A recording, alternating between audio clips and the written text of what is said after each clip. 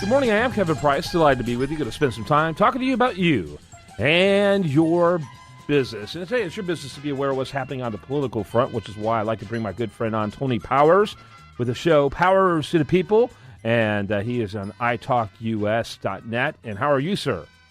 Oh, after hearing your intro, I'm humbled to be on your program. Well, I tell you, you're a brilliant observer of what's happening on the political front. You think consequentially, what's actually happening versus what merely, what appears to be happening. And I don't mean that in kind of a conspiratorial sort of way. Although you and I can both be conspiratorial. But I love your insight and information that you bring, and we always look forward to having you on the show. So tell us a little bit about your network and also about your channel before we get into our topics today. Well, italkus.com, that's where you can find us, and my program, Powers to the People, airs Monday through Friday, 3 to 6 p.m., or you can follow me on TalkStream Live and listen there. Yep. But, we have italkus, and we get all over the country. We have listeners all over the place, and just appreciate having all of them. Well, they appreciate the great content you bring as well. So let's talk a little bit about the political front. Why wouldn't we, right? Let's talk a little bit about, the whole political dynamics of 2016. You and I are both watching the situation, obviously, very closely. First of all, your initial thoughts of how the campaign looks on a macro perspective. Well, actually, right now, it's just all one-sided. You have, of course, you've got all of the Republicans in the field, and, well, we've got 3 who have announced, and probably we're going to end up with 15 or 20 before it's over. And then, of course, on the Democratic side, you got Hillary Clinton, and she is having probably the worst presidential campaign rollout I have ever witnessed. Yeah, and it goes back, it goes back to now kind of a running conspiracy theory out there. I've got friends of mine who are true conspiracy theorists. They really dig deep into this, and they're seeing all kinds of little benchmarks. For example, mega corporations that are investing on a large scale in insurance companies that are involved in covering financial losses and financial risks, believing that that's going to be a growth industry, and just a kind of this general observation that there seems to be zero interest among the Democrats for being the next president of the United States from any of them. And, I mean, you look at Joe Biden, who's not doing anything. You got the guy who's a former governor of Maryland. But you got some major hitters like Elizabeth Warren, who doesn't seem to want to go anywhere near that office. And then you've got, Hillary Clinton with her Scooby-Doo bus that simply chooses as her theme authenticity and being the average next-door neighbor personality when her entire life history is the antithesis of that. Well, and on the Democratic side, I almost feel sorry for the Democrats this time around, almost as much as I did for the Republicans the last time around. This time you've got Hillary. She is obviously all alone in the end zone. You're right. There's nothing but a bunch of backbenchers who are even considering running against her. But it's because the Democrats don't have a bench. Fortunately, the Republicans has a very deep bench, and there are 3 or 4 of the candidates that are probably going to run that I could get behind very easily. And in the Democrats, of course, they've got Hillary, and she is going to be an albatross around their neck. I just hope that nobody young and exciting comes up and tries to challenge her, because I'm happy with the field the way it is on the Democratic side. Me too, which raises a great question. Why in the world are the Republicans picking on her, of all people, so much? With the email scandals. Eventually that thing... Right.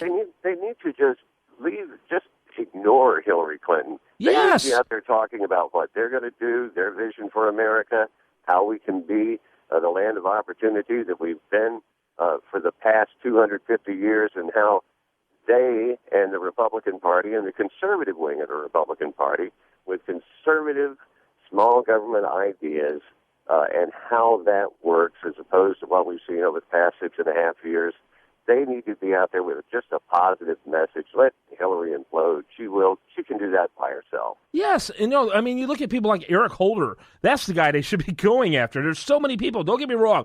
The things she did is scandalous. But at some point, if they pile it on enough, she could end up figuring out how to lose the nomination, and a real viable candidate like Elizabeth Warren could move in very easily on that deal, and rescue the party. Elizabeth Warren, I think, could win this deal. The Democratic Party is so hard left, it's so extremist, it's so progressive. Hillary Clinton is too moderate for the vast majority of the people who drive the Democratic Party today. She's a dead woman walking. That's my biggest fear, is that the Democrats are going to be so disillusioned if the Republicans keep beating up on Hillary now. Save it for later. Wait until she's the nominee. Get out there and talk about your positive approach and what you do for the country. Leave her out of the conversation and let the Democrats have her as their standard bearer.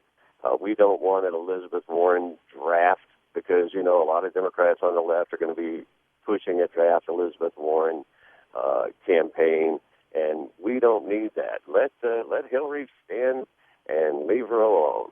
Yeah. Just get out there and talk about what you're going to do and how our ideas are better than their ideas. Yes.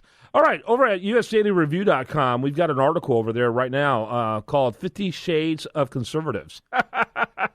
And I like it. It's talking about which of these many different candidates, there's not 50, it's closer to 15, but of these many candidates, who can create the appeal to really win in November of next year. And I'm looking at some of the images, and I got to tell you, I've never seen so many guys with true conservative credentials running at the same time. That's been a problem in the past, but any one of these guys, I think, have a solid chance of getting the nomination. The only one I really can't stomach is Jeb Bush, and he is by far the most different from the rest of the group, with the possible exception of Rand Paul or Ted Cruz for different reasons. But overall, it's really an extraordinary group. Oh, yeah. Like I said, we have a deep bench between, you've got Ted Cruz, you've got Rand Paul, as you mentioned, both of them, Scott Walker, Marco Rubio, and the list goes on and on. But those four in particular, I think, are going to be the cream of the crop, and they're probably, I got a feeling our nominee is going to come from that group. And they all have very strong conservative credentials, and each and every one of them can make a very strong case against the Democrats. And a winner like Scott Walker in Wisconsin, the guy's actually won 5 elections in the last 4 years, 3 of his own, and 2 that were basically elections about him in the state legislative races. So Scott Walker is a winner. He's a governor. He's an executive. He has experience. And then, of course, you have the senators, and every one of those senators had more experience and have a deeper resume than Barack Obama ever had. So that whole thing about senators not being qualified, I think, goes out the window, especially a guy like Marco Rubio. You look at his experience in the Florida House and becoming Speaker of the House. He was there 9 years, and then, of course, elected senator statewide in one of the biggest states in the country. And of course, we got to carry Florida, so he would be a huge asset. Ted Cruz from Texas, another big state. Rand Paul, he could go out and get young people, and especially that libertarian wing of the party, and he could bring in, I think Rand Paul could even bring in African-American constituency. So, we do have a very strong field, and you're right, it may be 50 shades of conservative, but those shades are pretty close to each other. Yeah, there's a lot of closeness there. I personally loathe the idea of someone in the legislative branch getting elected president. That's just my deal. Obama was the first one we had done since John F. Kennedy, and I think there was a reason why. There's a certain inability to make executive decisions. The greatest number of losses in Iraq was the first year of the full year of the Obama administration, because he took 9 months to figure out how he wanted to respond. But I would still take any of these guys, with the exception of Lindsey Graham and Jeb Bush. Even them too. But I could be excited about any of these guys, with the exception of Jeb Bush, Lindsey Graham. Oh my God, I can't believe he's really wanting to run. I think he's running for foreign policy more than anything else, just to raise that issue.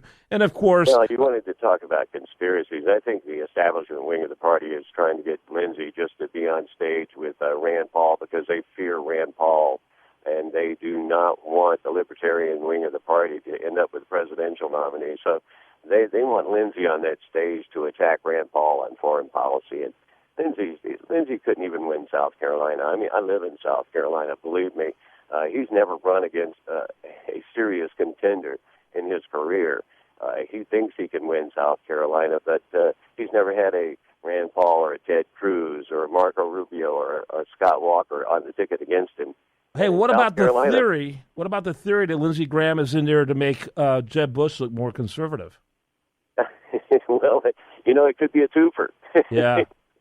I think my producer, Simeon Kramer, wanted to chime in. I got that impression. Did you want to chime in? No. He's giving me that. No, I'm good. But no. I mean, I will say that I think you it's look like you were about to throw up or say something. The big confused. It was time to go to break. Was my but I will say the big joke right now is that Lindsey Graham could be the first gay president. And for the GOP to put that would be really that would be really ironic. Okay, when we come back, much more for you by good friend Tony Powers. By the way, that's italkus.com. I don't know where that .net came from, but you know what? I'm human, and I prove it every day. More after this on The Price of Business.